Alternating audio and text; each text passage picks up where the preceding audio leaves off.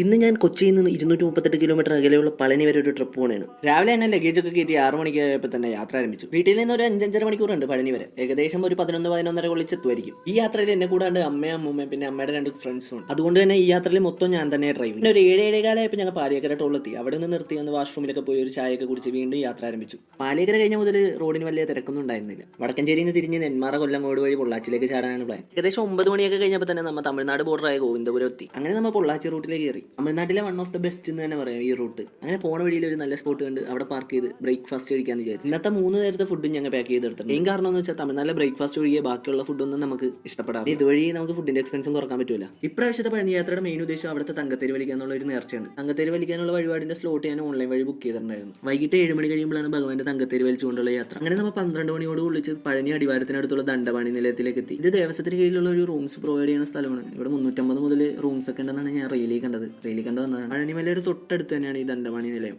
Cheap rate ആയതുകൊണ്ട് തന്നെ എല്ലാ റൂമും ഒക്യുപ്പൈഡ് ആയിരുന്നു. പിന്നെ കുറച്ച് ബിൽഡിംഗ് ഒക്കെ റിനോവേഷൻ നടക്കണമായിരുന്നു. ലാസ്റ്റ് ഞങ്ങൾ സ്ഥിരം വരുമ്പോൾ എടുക്കാറുള്ള ഹോട്ടലിൽ തന്നെ റൂം എടുത്തു. പിന്നെ ഉച്ചക്ക് കൊണ്ടൊന്ന് ഫുഡും കഴിച്ച് അവിടെ കുറച്ച് റെസ്റ്റ് ചെയ്ത് വൈകിട്ട് മല കയറാന്ന് വിചാരിച്ചു. പെട്ടെന്നൊരു ചിന്ത വന്നു, പോയി മുട്ടയടിച്ചാലോ, ഒരു നേർച്ചയാവും പിന്നെ ഇപ്പോഴത്തെ ചൂടിനൊരു ആശ്വാസമാവും. ഞാൻ ഒന്നും ആലോചിച്ചില്ല, നേരെ മുട്ടയടിക്കുന്ന സ്ഥലം നോക്കി കണ്ടുപിടിച്ച് അവിടെ പോയി മുട്ടയടിക്കായിരുന്നു. അങ്ങനെ ഈ കോലത്തിരുന്ന് ഞാൻ ഒരു ഗുണ്ടാ കോലത്തിലേക്ക് ട്രാൻസ്ഫോം ചെയ്തു. ഞാൻ നേരെ കുളിച്ച് വൈകിട്ടായപ്പോൾ ഞങ്ങൾ നേരെ മല കയറാൻ പോയി. 5 മണിക്ക് ശേഷം നമ്മൾ ഓൺലൈൻ ബുക്ക് ചെയ്ത തങ്കത്തേരിന്റെ റെസീറ്റും കൊണ്ട് ഇവരുടെ ഓഫീസിൽ റിപ്പോർട്ട് ചെയ്യണം. അങ്ങനെ നടന്ന് പഴനിമലയുടെ താഴത്തെത്തി. ഇട ദിവസം ആയതുകൊണ്ട് തന്നെ തിരക്കൊന്നുമില്ലായിരുന്നു. ഇനി പിന്നെ 2 മാസങ്ങളിൽ നല്ല തിരക്കായിരിക്കും. വെക്കേഷനൊക്കെ ആയില്ല. പണ്ട് ഞങ്ങളും വെക്കേഷനിൽ ഓരോ പാക്കേജ് എടുത്ത് ടൂറിസ്റ്റ് ബസ്സിൽ വരുമായിരുന്നു. തമിഴ്നാട്ടിലെ ഒട്ടുമിക്ക അമ്പലങ്ങളിലും അത് കവർ ചെയ്യായിരുന്നു.